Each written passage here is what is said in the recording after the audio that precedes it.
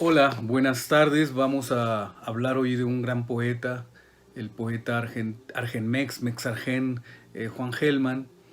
Él llegó para quedarse hasta el final de sus días aquí en México y es un poeta de grandes dimensiones, un poeta con múltiples registros, un poeta que va de un misticismo agnóstico, si es que se puede decir de esa manera, pero sí había un misticismo en Juan Gelman, un poeta político, un poeta que genera alteridades, es decir, que crea autores que son personajes a la vez, que podrían ser como heterónimos. A él no le gustaba llamarles heterónimos, decía que eran seudónimos.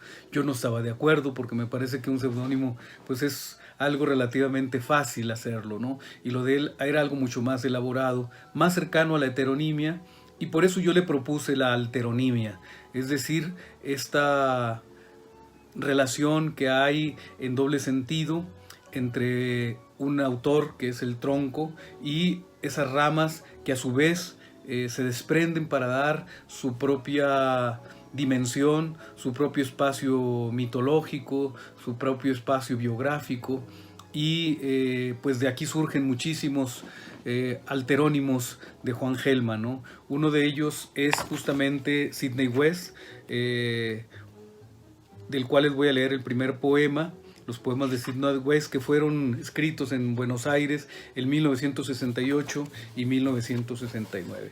Juan Gelman fue un militante, fue un hombre que luchó contra la dictadura militar argentina, fue un hombre de izquierda y un hombre que enfrentó este poder implacable de los militares que asesinaron a su hijo, asesinaron a su nuera y desaparecieron a su nieta nacida en cautiverio, a quien vino a conocer más de 30 años, 31 años después, en el año 2000. Juan Gelman, no obstante, más allá de su biografía, que es extraordinariamente pues sorprendente, admirable, lo más importante de él y lo que va a quedar con toda seguridad es su obra poética. Una obra poética que se desarrolla en diferentes caudales, que va creando propuestas distintas, vertientes, cauces, registros, que también hay estos espacios de imaginación donde se cuentan prácticamente historias, es decir, que hay de alguna manera una beta narrativa. Está esta búsqueda en los balbuceos de la lengua, como su libro Dibashu, que está escrito en sefardí, en esa lengua que se desprende del español y que pues se desgaja en los momentos en que está todavía en su niñez, digamos, ¿no? En su niñez lingüística. Juan Gelman vive algunos años su exilio en España y ahí se pone a escribir este libro en una lengua que no pertenece a su tradición. Él era hijo de judíos ucranianos, es decir, el ruso y el yiddish están más cerca, más próximos a su cultura, y por supuesto el porteño siempre. Bueno, de los poemas de Sidney West voy a leer este poema que se llama Lamento por la cucharita de Sammy McCoy. ¿En qué consiste el juego de la muerte?, preguntó Sammy McCoy parado en sus dos niños. ¿El que fue? ¿El que sería? ¿En qué consiste el juego de la muerte?, preguntó sin embargo. Antes había bebido toda la leche de la mañana, jugos del cielo o de la vaca madre, según untándola con los sueños que se le caían de la noche anterior.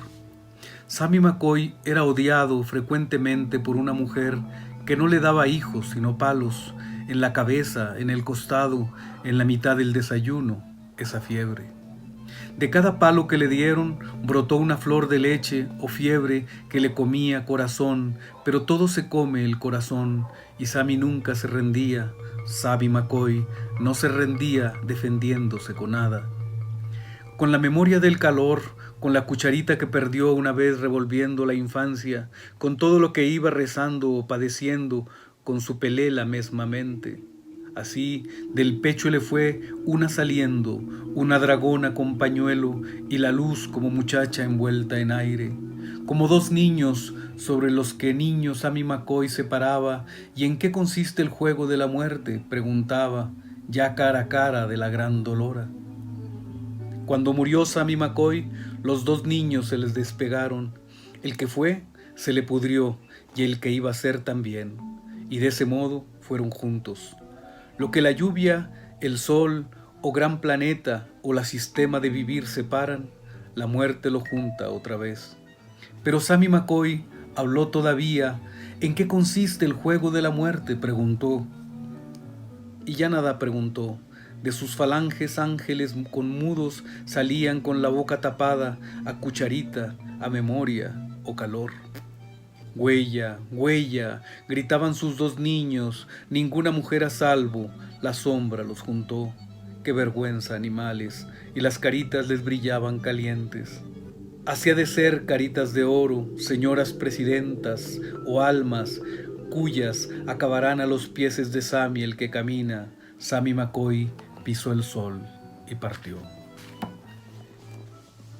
Bueno, como pueden ustedes observar, allí hay evidentemente un juego con el lenguaje, una apuesta a desestructurar la sintaxis, a utilizar neologismos, creando un discurso que descoloca de pronto al lector, pero que va siguiendo el curso de un sentido narrativo, ¿sí? Hay una intención de contar, pero al mismo tiempo de descontar, de desestabilizar esa verticalidad del poema.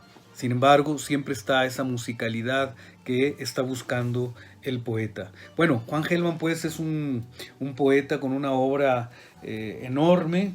Se publicaron muchas antologías de él. En México se publicó en el Hoy y Mañana y Ayer. Fueron dos ediciones diferentes. Se publicó Pesar Todo en el Fondo de Cultura Económica. Se publicó luego, bueno, este fue el último libro de Juan Gelman, Hoy. Es un libro que ya tiene una intención absolutamente libre, donde ya no se busca la transparencia, no se busca la nitidez del lenguaje. Hay el intento de que el lector simple y sencillamente esté recibiendo los impactos emocionales del lenguaje, de la música, y que vaya generando su propio significado. Bueno, estos son la edición de Seix-Barral. Acá también Iván Trejo le hizo este libro, esta antología. En la otra hicimos también, en la otra hay un par de antologías. En La Cabra, cuando me tocó participar en ese proyecto, hice los otros, toda la parte alteronímica de Juan Gelman. Pero Juan Gelman no solamente tiene ese sentido de lenguaje, es decir, no siempre la apuesta es solo por el lenguaje. También hay poemas icónicos de Juan Gelman donde está la experiencia, lo mundano, lo terrenal, como este poema que se llama Ofelia y es del libro de Coleraway. Esta Ofelia no es la prisionera de su propia voluntad. Ella sigue a su cuerpo, espléndido como un golpe de vino en medio de los hombres. Su cuerpo estilo Renacimiento, lleno de sol de Italia, pasa por Buenos Aires. Ofelia, yo en tus pechos fundaría ciudades y ciudades de besos, hermosas libres con su sombra a repartir con los amantes mundiales. Ofelia, por tus pechos pasa como un temblor de caballadas a medianoche por Florencia. Tus pechos altos, duros como il Palazzo Vecchio. Una tarde iba yo por Florencia rodeado de tus pechos sin saberlo. Era igual la delicia, la turbación, el miedo. Las sombras empezaban a andar por las callejas con un dolor desconocido. algo como tus pechos después de haber amado.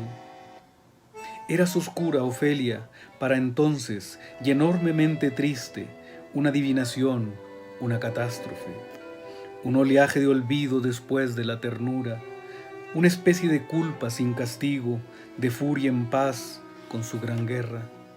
Andabas por Florencia con tus pechos yendo, viniendo por las sombras, con saudade de mí seguramente. Tu hombro izquierdo, digamos, lloraba a tus espaldas o largaba sus ansias lentas en el crepúsculo, y ellas venían a mi sangre o eran un temblor como un presagio. Gracias te sean dadas, ojos míos. Yo les beso las manos, bésoles muy los pies. Gracias, narices mías, muchas gracias, oídos con que escucho los ruidos de la Ofelia. Antes apenas era una ciudad de Italia.